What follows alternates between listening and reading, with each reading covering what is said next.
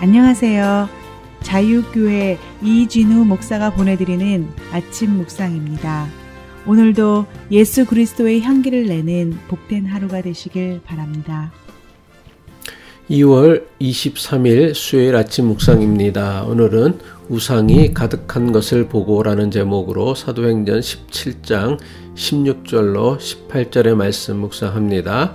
바울이 아덴에서 그들을 기다리다가 그 성에 우상이 가득한 것을 보고 마음에 격분하여 회당에서는 유대인과 경건한 사람들과 또 장터에서는 날마다 만나는 사람들과 변론하니 어떤 에피쿠로스와 스토아 철학자들도 바울과 쟁론할세 어떤 사람은 이르되 이 말쟁이가 무슨 말을 하고자 하느냐 하고 어떤 사람은 이르되 이방신들을 전하는 사람인가 보다 하니 이는 바울이 예수와 부활을 전하기 때문이러라. 안전하고 건강한 하루 보내시기를 바라며 수요일 아침 묵상 시작합니다. 데살로니가의 유대인들은 바울이 베레아에서 복음을 전한다는 소식을 듣고는 그 즉시 베레아까지 쫓아왔습니다. 데살로니가 유대인들은 베레아까지 쫓아와서 바울을 붙잡아 가려고 했습니다. 베레아 믿음의 형제들은 데살로니가 유대인들이 바울을 붙잡으러 온다는 소식을 듣고는 급히 바울을 항구로 피신시켜 아덴으로 데리고 갑니다.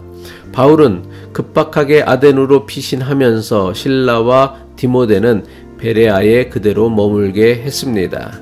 바울이 이렇게 한 이유는 데살로니가 유대인들이 표적으로 삼는 사람은 바울이었지 실라와 디모데가 아니었기 때문입니다. 바울은 실라와 디모데를 베레아에 남겨두어 마게도냐의 상황이 어떻게 흘러가는지 살펴보기 위함이었습니다. 베레와 믿음의 형제들은 바울을 200마일 떨어진 아덴으로 안전하게 피신시키고는 베레아로 돌아갔습니다. 바울은 자신을 내려놓고 베레아로 돌아가는 믿음의 형제들에게 실라와 디모데에게 자신이 있는 아덴으로 오라는 말을 전해달라고 부탁합니다. 바울이 도착한 아덴은 오늘날 아테네라고 부르는 그리스에서 가장 중요한 도시였습니다. 아테네라는 도시의 이름은 그리스 신화에 등장하는 지혜와 전쟁의 여신인 아테나에서 유래했다고 합니다. 바울이 피신한 아덴이라는 도시는 아테나 여신을 수호신으로 여기는 도시였던 것입니다. 아덴은 인류 역사의 위대한 철학자로 알려진 소크라테스, 플라톤 그리고 아리스토텔레스가 활동했던 도시이기도 합니다. 비록 바울이 방문할 당시 아덴은 로마 제국의 식민지로 전락했지만 여전히 그리스 문학과 철학 그리고 예술의 중심지로 명성이 높았던 도시였습니다. 바울은 베레아에 남겨둔 실라와 디모데가 올 때까지 아덴에서 홀로 기다리면서 도시를 둘러보게 되었습니다. 아덴이라는 도시를 둘러본 바울은 그 성에 우상으로 가득한 것을 보고 마음이 격분하였습니다. 사도행전 17장 16절이죠. 바울이 아덴에서 그들을 기다리다가 그 성에 우상이 가득한 것을 보고 마음에 격분하여. 아덴은 온갖 우상들의 신전과 신상 그리고 우상을 위한 제단으로 가득했던 그야말로 우상 숭배의 도시였습니다.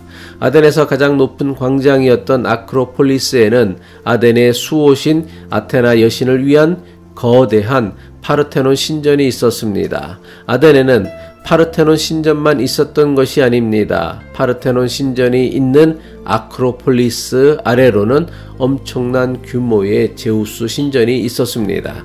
아덴에 있던 제우스 신전은 당시 그리스에서 가장 큰 신전이었다고 합니다. 아덴에는 이외에도 크고 작은 여러 신전이 있었고 도시 곳곳에 온갖 우상들과 제단들이 세워져 있었습니다. 바울은 문학과 철학과 예술의 도시로 알려진 아덴이 온갖 우상들이 판을 치는 우상의 도시라는 것을 확인하고는 마음에 격분하였습니다. 사도행전은 바울이 아덴의 곳곳마다 우상들이 판을 치는 모습을 보고 마음에 격분하여라고 기록하였습니다.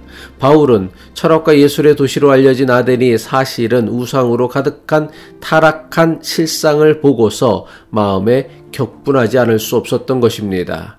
그리스 아덴의 사람들은 수많은 우상을 섬기며 우상을 통해 자신들의 탐욕과 욕망을 이루려고 애쓰는 자들이었던 것입니다. 바울은 그리스 문화와 예술이 모두 우상 숭배로부터 비롯되었다는 것을 알고는 마음에서 크게 분노가 일었던 것입니다. 이것은 수천 년이 지난 지금도 별반 달라지지 않았습니다. 수천 년 전 아덴 사람들이 그러했던 것처럼 지금도 여전히 사람들은 우상을 만들고 자신이 만든 우상을 통해 자신의 욕망과 탐욕을 이루려고 합니다. 물론 지금은 그때와는 전혀 다른 모습을 한 우상을 섬기고 있습니다. 그래서 대부분 사람은 우상을 섬기면서도 자신이 우상을 섬기고 있는지를 모르는 경우가 많습니다. 그렇다면 지금 우리 시대의 사람들이 우상으로 삼는 것은 무엇입니까? 우리 시대의 가장 강력한 우상은 돈과 소유, 권력과 성공, 그리고 타락한 성적 쾌락입니다. 우리 시대는 이런 것들을 우상으로 섬기며 자신들의 욕망과 탐욕을 이루며 살아가고 있습니다. 그런데 문제는 아덴 사람들이 그러했던 것처럼 우리 시대 사람들도 이런 것들이 우리 영혼을 타락시키는 우상 숭배라는 것을 모른다는 것입니다. 바울이 아덴의 우상 숭배를 보고 마음에 격분한 것처럼 우리도 불의하고 타락한 세상의 우상 숭배에 대해 영적 격분을 가질 수 있어야 합니다. 우상들이 판을 치는 불의하고 타락한 세상을 보면서도 아무런 영적 격분이 일어나지 않는다면 이미 우상에게 마음을 빼앗겨 버렸기 때문입니다. 세상의 불의와 타락에 대해 아무런 영적 격분을 느끼지 못한다면 어떻게 이 세상에서 거룩한 하나님 나라를 만들어가는 그리스도인으로 살아갈 수 있겠습니까?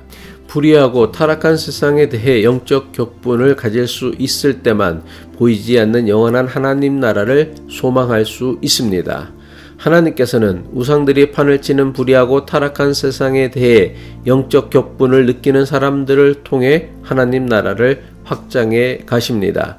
바울이 우상의 도시 아덴에서 마음에 격분한 것처럼 우리 역시 우상이 판을 치는 세상을 향해 마음에 거룩한 분노를 가질 수 있어야 합니다. 기도하겠습니다. 우리의 욕망과 탐욕을 부추기며 알게 모르게 우리의 삶 속에 스며들어 이미 우리의 우상이 되어버린 것들을 분별하게 하옵소서. 그리고 이런 것들에 대해 영적인 분노를 가질 수 있는 깨어있는 믿음의 사람이 되게 하옵소서. 예수 그리스도의 이름으로 기도합니다.